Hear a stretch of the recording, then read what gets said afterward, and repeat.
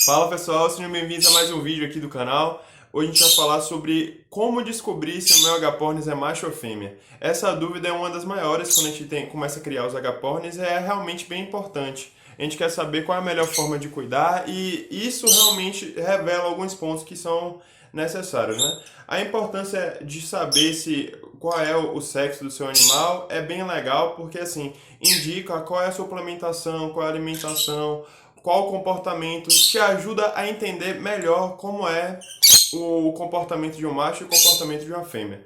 Aqui, antes de explicar as maneiras de descobrir o sexo, eu vou explicar um pouquinho sobre essas diferenças de personalidade, né? Tem alguns vídeos aqui no canal, você já pode procurar aí, falando sobre isso, né? Mas, em geral, os machos eles são bem mais interativos. Esse aqui, eu acredito ser um machinho, né? A gente não tem como saber porque eu não fiz o teste preciso, o teste exato, mas eu vou explicar melhor isso. Mas o fato é que os machos são mais interativos, enquanto as fêmeas, que é a minha azulzinha, você vai ver em outros vídeos aí, ela fica aqui rodando pelo quarto, né? Ela tem mais dificuldade, eu percebo isso pelo menos, né? As fêmeas têm um pouco mais de dificuldade em ficar mansas, né? Elas são mais ariscas.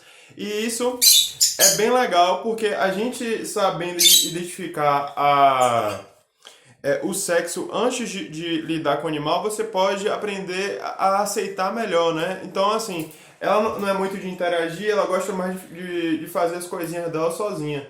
Então, a gente respeita. E por isso que é importante, né? Você saber o sexo, além de outros fatores, né? Por exemplo, se ocorrer ela emprenhar, entre aspas, né? Se ela tiver com a postura para colocar de ovos, você também pode observar algumas mudanças no comportamento que vai te fazer proteger o seu animal, né? Porque muitas vezes isso pode causar danos à saúde. Mas, partindo do próximo principal, o fato é o seguinte. A gente tem três principais técnicas para descobrir se o seu animal é macho ou fêmea. A principal e a melhor de todas é o exame laboratorial. Esse exame é feito como? Você coleta algumas penas, tem duas formas, né? Você coleta algumas penas do animal, a pena tem que estar tem que ser um tipo de pena específico, não pode ser uma pluma, ou essas penas que eles descartam. Tem que ser uma pena que tenha material genético, ou seja, tem que ter um pouquinho de sangue ou pele para eles conseguirem fazer o exame laboratorial. A outra é através do dedinho. Eles têm aqui na unha, eu sei que tá meio difícil de ver, mas na unha você consegue ver um pouco de sangue. Então, no caso, você tem que cortar a unha deles e esse pontinho de sangue que vai sair você coloca num papel e eles fazem o exame de DNA nesse papel. Aí, no laboratório, eles fazem um teste de DNA que consegue identificar se é macho ou fêmea. Esse é o único teste que é 100% preciso, porque não tem como não ser, né? Então, você garante o sexo do seu animal. Esse é o único teste 100% garantido.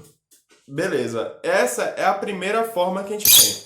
As outras duas são o comportamento e o teste que é físico, né? Vamos dizer assim. O teste físico também ele é relativamente simples e você tem que fazer o seguinte: você tem que pegar o seu animal, aí você trava ele de alguma maneira e na cloaca, próximo da cloaca, tem alguns vídeos na internet mostrando. Deixa eu tirar ele aqui que é ruim também a posição para ele. Mas próximo da cloaca você vai sentir dois ossinhos. Logo abaixo da cloaca. A cloaca está aqui em cima e você vai sentir dois ossinhos logo aqui embaixo. Ó. Aí a técnica é a seguinte: se você sentir os ossinhos bem próximos e pontiagudos, é um macho. E se você sentir mais afastado e mais arredondado, é uma fêmea. O problema desse teste é que ele é muito legal, muito fácil de fazer. O problema é que se você só tem um agapornis e você está fazendo na sua casa, é bem difícil de entender, de ter um referencial, entendeu? Porque é o primeiro agapornis que você pega. Então, como é que você vai saber a distância maior é de uma fêmea, a distância menor de um macho? Você só tem um. Então não tem como saber direito. Então esse é um teste que todo mundo faz, porém não é tão preciso. O que acontece geralmente é o seguinte: as pessoas em lojas de agapornis, criadores, eles já pegaram muitos animais na mão, eles já tiveram interação com muitos agapornis. Então eles têm um referencial para saber qual é a distância entre os dois ossinhos, que são os ossinhos da bacia, são os ossinhos que eu diria bacia. Morfologicamente pode ser diferente, mas para vocês entenderem é basicamente isso. Então, por que que nas fêmeas é um pouquinho mais largo, mais afastado? É porque elas têm que comportar o ovo. E os machos, tá difícil, tá querendo subir muito aqui na câmera aqui. Mas enfim, nas fêmeas os ossinhos são mais afastados porque ela tem que comportar o ovo na hora de fazer a postura. Os machos já é o oposto, eles não precisam comportar o ovo e também precisam fazer a cópula, né? Então, os ossinhos são mais juntinhos e pontiagudos.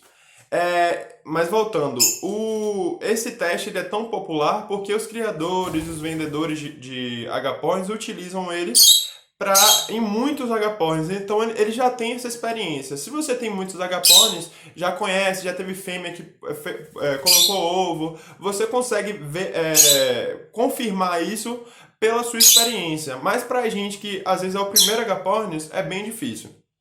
Então, essa é a segunda maneira. A primeira é o teste de DNA, a segunda é esse teste de físico, e agora a gente tem os testes comportamentais, né? Os testes comportamentais são ainda mais complicados de ter certeza, né? Se o teste físico já é meio difícil, o teste comportamental é um pouco ainda mais difícil, né? Porque, em primeiro lugar, a gente tem que deixar claro o seguinte, os agapornis podem ter relacionamentos homossexuais, então se você vê um agapornis copulando, ou qualquer, às vezes psitacídeos de maneira geral, eles muitas vezes estão copulando, mas são do mesmo sexo. Então você tem um casal, você acha que é um casal, mas ele nunca bota ovo. Eles sempre estão ali trocando alimento, regurgitando, mas eles nunca colocam ovos. Isso, mesmo colocando ninhos, fazendo tudo. Então você não entende por que isso está acontecendo. E é isso. Muitas vezes você não identificou corretamente, você não sabe, né? Não tem certeza. E na verdade são dois machos ou duas fêmeas. E eles fazem ali a cópula, você acredita ser a cópula, e não dá para saber. Então, esse que é o principal problema do comportamental, né? Isso é um traço comportamental deles, né? Que é esse tipo de relacionamento homossexual, que é extremamente normal na natureza, mas enfim, mas não vamos entrar nesse caso. Essa é uma dos indícios comportamentais que você pode ter, né? Então, muitas vezes você vai ter esses casais homossexuais, porém é possível também você encontrar com facilidade casais heterossexuais nos agapornis e em outros psitacídeos, né? O fato é que essa é bem complicada, né, pra gente ter certeza, porque não é... Primeiro tem que formar o casal, ter toda essa relação para você conseguir a cópula, ver uma cópula, né, e imaginar que é isso, né? Então, existem outras maneiras também.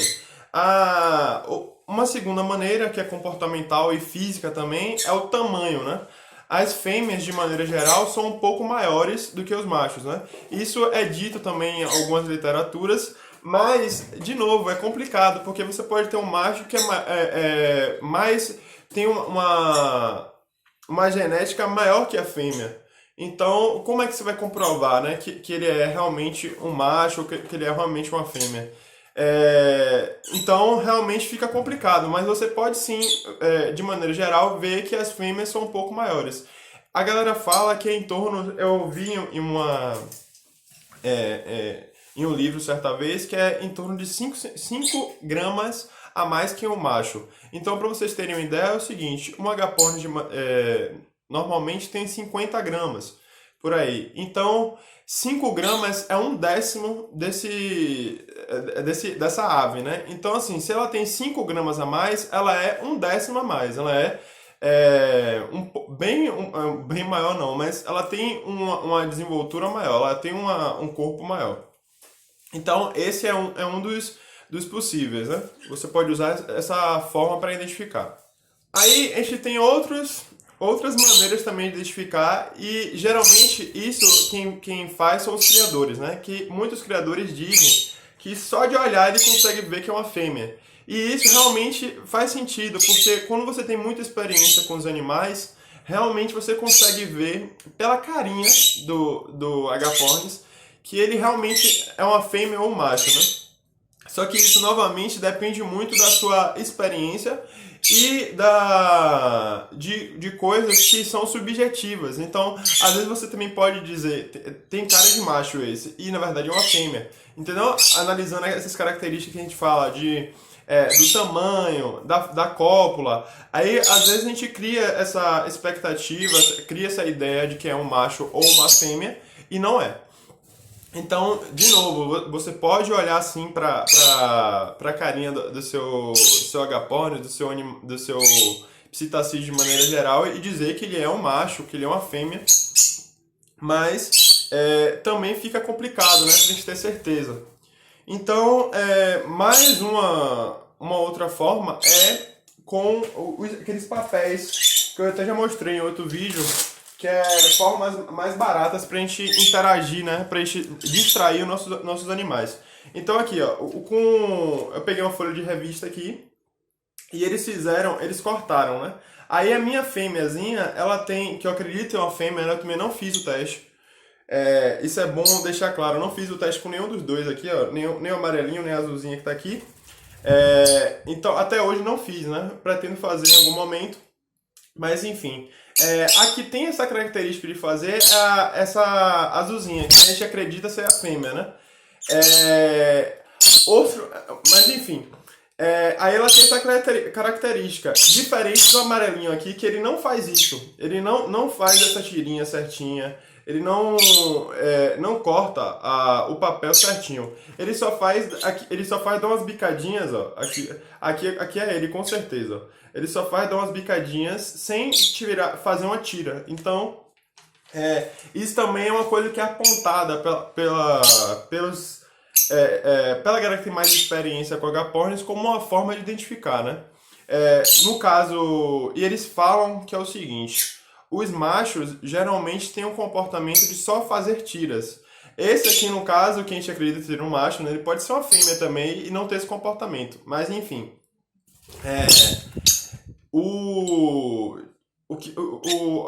Me atrapalhei aqui, deixa eu reformular.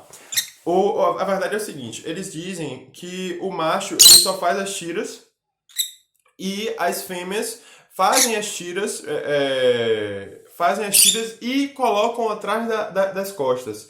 Isso é um grande indício, porque no caso dos agapornis, são as fêmeas que fazem os ninhos. Então, o que é que elas fazem? Elas fazem essa tira, seja de uma folha de uma árvore, palha de bananeira, essas coisas assim, e coloca nas costas. Por quê? Porque ela vai levar para o ninho. Esse é o jeito que os agapornis têm para levar para o ninho. Muitas aves, você já deve ter visto o passarinho, eles pegam a palhinha e levam com o bico, né? Os agapornis não fazem isso de maneira geral. Às vezes pode fazer, né? Mas eles normalmente pegam, colocam aqui atrás das costas, que chama urupígio, o urupígio ele fica aqui em cima da cauda, entendeu? Então essa parte cinza aqui do meu amarelinho, ó, essa parte cinza aqui, ó. Tá meio difícil de ver, mas enfim, essa parte cinza aqui. Aí ela tem esse comportamento, ela coloca atrás e leva para onde ela está formando o ninho, né? E realmente pode ser um grande indício, né? Porque isso é atribuído às fêmeas, né? De forma geral, aquela coisa, né? Pode ser e pode não ser. Mas, de maneira geral, isso é atribuído às fêmeas nos agapornis, né? Então, sempre que você vê um agapornis colocando nas costas, possivelmente é uma fêmea, colocando essas tirinhas. Então, para você que não tem como fazer o teste laboratorial, essas coisas, você pode colocar o papel e ver se o seu agapornis faz isso, né? Que é uma possibilidade dele fazer. É uma possibilidade de você identificar, né? Mas agora, sabendo de tudo isso, eu vou explicar algumas coisas. A primeira coisa é assim: Eu não fiz o teste de DNA no laboratório e tudo ainda, porque ele é um teste que você tem que comprar, ele vem pelo correio, você recebe, faz a coleta do material, seja pela unha, né, pelo sanguezinho da unha, ou pelas penas, e envia para o laboratório, né? Aí eu, como está nesse período de ficar mais em casa, vocês devem imaginar por quê. Como está nesse período, eu preferi adiar esse processo por mais algum tempo e fazer posteriormente. Esse processo não é caro, o teste não é caro, não é um grande processo laboratorial, não é nada incrível. Eles vão fazer um teste que é relativamente comum e simples de ser feito, né? Então, é um teste barato, é tranquilo e ótimo. Se você tiver a oportunidade, faça. Para você garantir e na hora, de, por exemplo, de querer comprar um parceiro, um amiguinho para fazer companhia, ou até mesmo para formar um casal, você já ter certeza se é macho ou fêmea, né? Para você não ficar com aquele problema de querer criar uma hora e não conseguir por causa disso. Então, a forma mais certa é essa, como eu já disse. E essas outras maneiras você pode usar sim. Inclusive eu uso. Como eu não tenho teste ainda, eu tento identificar dessa maneira. Sempre estou observando o comportamento, sempre estou observando. Fiz também várias vezes esse teste da bacia para saber se é mesmo. Algumas pessoas indicam até um teste um pouco mais complicado, que é você ver pela cloaca. A cloaca é esse órgão que é excretor e reprodutor ao mesmo tempo aqui nas aves, né? Me desculpe aí se eu falei alguma coisa equivocada, mas no caso da morfologia, mas enfim. A cloaca nos machos, segundo algumas pessoas, ela tem um orifício principal e um pequeno orifício que seria do macho, né, para excretar e tudo mais para poder fazer a cópula, né? Então, algumas pessoas indicam isso, tem vídeos no YouTube mostrando isso também. E você, no caso, você teria que pegar o animal e tentar abrir, de certa forma, a cloaca. Eu não vou ensinar aqui porque eu não tenho experiência, mas você pode ver vídeos no YouTube ou pedir para um veterinário, se ele tiver experiência com isso, para fazer. Mas enfim, todos esses testes, eles diferentemente dos laboratórios, eles não são 100% garantidos. Você pode fazer até esse exame, essa análise aqui da cloaca, você pode fazer e ter um falso positivo, um falso negativo, porque você viu, por você não conhecer, caindo aí. Por você não conhecer o animal direito, você pode achar que viu os canais entendeu? E apontar como positivo ou negativo. Mas enfim, todas essas maneiras são viáveis, você pode fazer sim, eu faço como eu disse, mas não são garantidas, né? O que eu recomendo é realmente o teste de DNA. E uma coisa legal, realmente uma dica aqui no final do vídeo, é o seguinte, você pode pedir para a pessoa que está te vendendo, para ela te dar certeza do que o animal que você está comprando é um agapornis macho ou um agapornis fêmea. Muitas pessoas que vendem, criadores, profissionais, vendedores de agapornis e aves em geral, eles já vendem com um teste de DNA para garantir que é realmente macho ou fêmea. Então você pode pedir para eles esse teste, se você tiver os recursos suficientes, mas também pode pedir para eles dar certeza. E aí, com essa certeza, você fala o seguinte: pô amigo, se eu pegar o agapornis e for. Se eu pegar esse casal e não for um casal realmente heterossexual, porque eu quero criar, não sei o que, eu posso trocar. Aí você combina com o vendedor e faz essa troca. Eu sei que essa troca geralmente não acontece porque a gente se apega aos animais, né? Então, mesmo que você tenha pego um casal homossexual, pegou dois machos, duas fêmeas, você vai querer ficar. Mas é uma possibilidade. Você pode combinar com o vendedor e ver isso da melhor maneira possível. No meu caso aqui, quando eu fui pegar a fêmea, né, que a gente acredita ser uma fêmea, como eu falei, não tem como ter certeza, porque eu não fiz o teste, eu pedi certeza ao vendedor. Mas essa certeza não foi assim 100%, não foi uma questão de vou trocar se não for, né? É só assim, para ele me garantir, pra ele me dar uma ideia, né, de que é realmente macho ou fêmea. Porque às vezes a gente chega lá, pede o animal pro cara, ele dá um aleatório e a gente não tem essa confirmação. Então, pelo menos isso você pode fazer, né? Perguntar pro cara se ele tem certeza. Porque aí você vai ver, né? Às vezes você pergunta ao cara e ele passa uma insegurança. Então, você pede para outra pessoa da loja fazer ou até compra em outra loja, né? Em outro local. Mas esses traços comportamentais, físicos, tudo isso vai ter que ser avaliado. A gente vai ter que ser avaliado e muitas vezes não dão garantias. Então, o mais certo mesmo é o teste laboratorial. Ó, gente, ele tá dando aqui outro sinal. Ó, esse aqui, por exemplo, ele fica cruzando o Dido aqui, ó. Que é o meu machinho. Que é isso, a gente acredita que é um machinho.